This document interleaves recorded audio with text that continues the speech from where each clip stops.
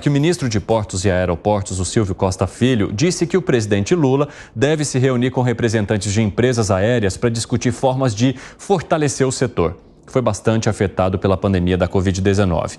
Apesar do crescimento de mais de 15% na movimentação de passageiros, o ministro destacou que ainda há desafios para fortalecer as companhias e resultar em uma maior democratização do acesso aos voos. O governo prepara um conjunto de medidas para ajudar empresas do setor aéreo que acumulam dívidas. A gente vai acompanhar agora e botar aqui no nosso debate.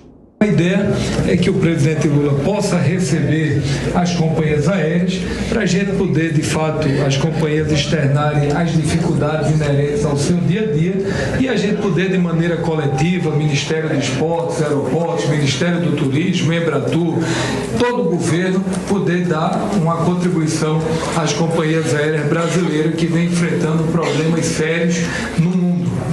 Vocês sabem, e todo o aumento da aviação, do custo da aviação no mundo, o aumento das passagens aéreas no mundo chegou a mais de 15%, e a gente quer, de maneira coletiva, buscar alternativas que fortaleçam esse setor tão importante para a economia brasileira. O pessoal da Rádio Agora Sim está de volta e nós estamos discutindo aqui a proposta do governo de apresentar um pacote para o setor aéreo diante das dificuldades que esse setor viveu aí nos últimos anos de pandemia. Luiz Felipe Dávila seria mais um setor que de alguma forma teria um benefício.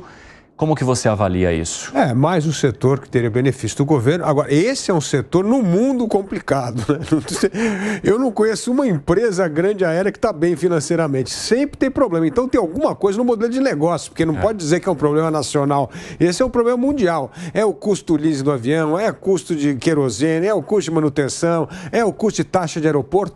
E aí cada vez mais espremendo o preço para baixo. É óbvio que a conta não fecha e aí tem que pedir ajuda para o governo. Porque é um modelo de negócio insustentável. E aí o governo, para dar uma ajudazinha, lá o Márcio França, quando era ministro, ainda queria empurrar a passagem de R$200 lá. Então, assim, é muito difícil ter um modelo de negócio que fecha com as contas do setor, o jeito do setor, mais a concorrência que existe. Então, é óbvio que de tempos em tempos vai todo mundo da indústria aérea lá pediu das companhias aéreas passar o pires no governo. Agora, é o tal negócio. Nós precisamos repensar, ao meu ver, este modelo no mundo, não é só no Brasil. Enquanto não repensa o modelo, não pode deixar as companhias quebrarem, porque, evidentemente, se as companhias quebrarem, inviabiliza o transporte aéreo no Brasil. Então, é realmente um negócio muito complicado. Mas é um setor que já mostra problemas há muito tempo. Segre.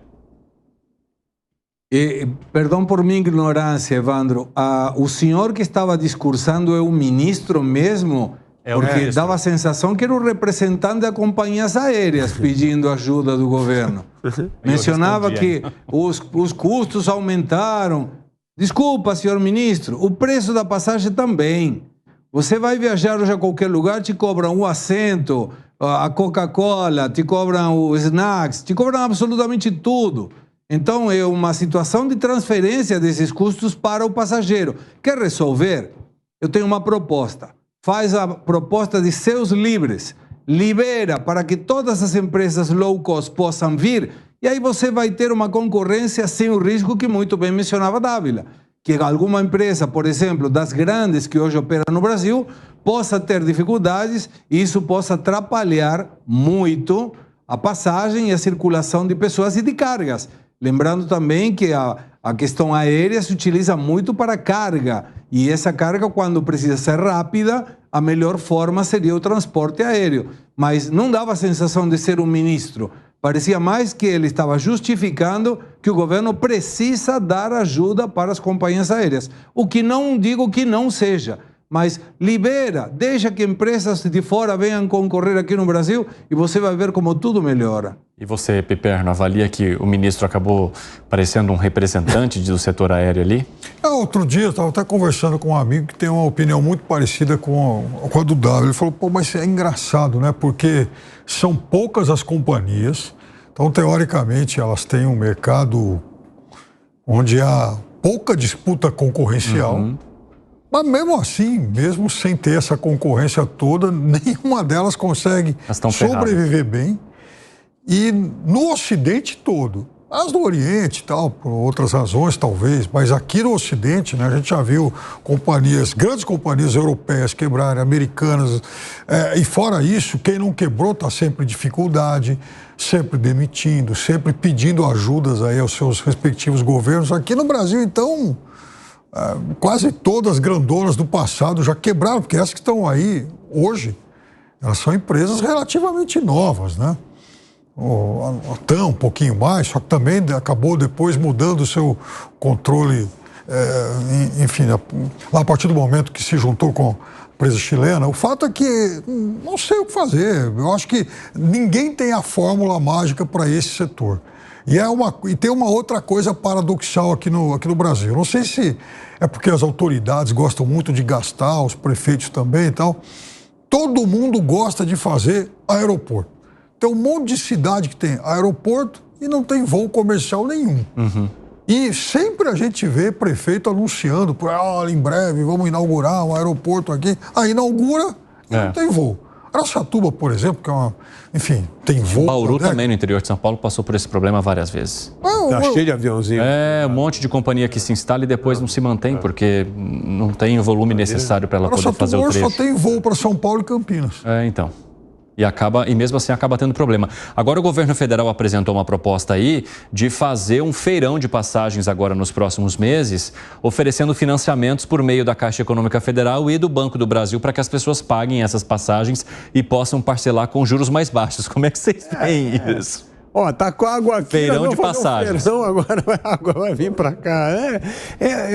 Olha, eu entendo que eu acho que precisava ter uma conversa ali, não só de céus abertos, céus livres, como disse o Segré, mas precisa repensar o modelo, porque mesmo em lugares onde tem mais concorrência, as empresas estão apanhando muito. Tem alguma coisa, eu não sei como.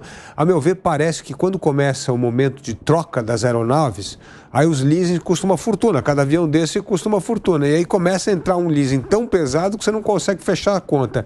E aí começa a história do endividamento. Então, eu não sei como resolver, não conheço o assunto profundamente, mas eu vejo que é um ramo que tem problema no mundo inteiro. Então, alguma coisa precisa ser pensada para repensar um modelo que está condenado a depender de ajuda de governo eternamente. E isso não é bom. E o feirão de passagens serviria para quem, Gustavo Segré? Eu não sei, porque feirão de passagem deve ser para aumentar a demanda e ter mais assentos ocupados em diferentes rotas. A proposta do ministro do Turismo. Mas isso que você e o Piperno mencionavam, você sabe que tem um avião, eu não vou dizer a marca, mas vou dizer o modelo, Caravan, permite até 19 passageiros, é monomotor, um avião grande, robusto, é um trator.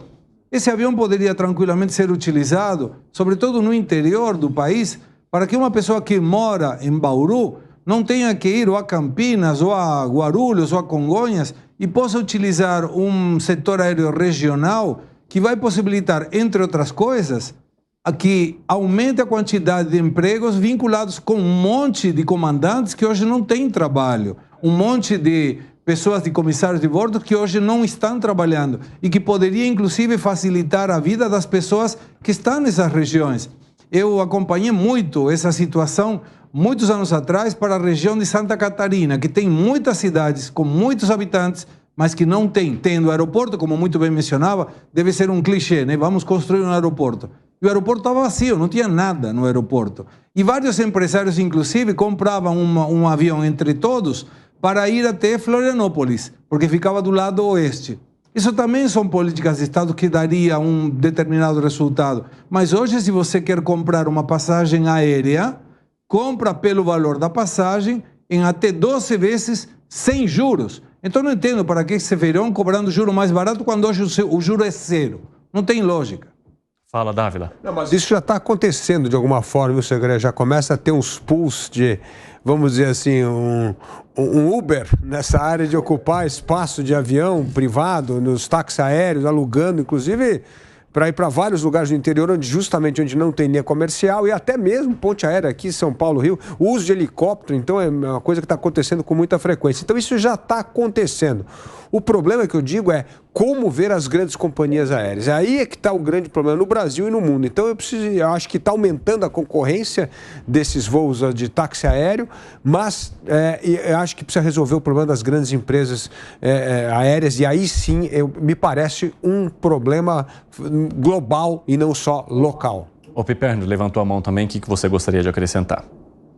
Não, que sobre isso aí que o Dávila falou, eu conheço sim alguns grupos de empresários de empresas que fazem esses pools, você utiliza lá alguns horários do avião, médio, pequeno.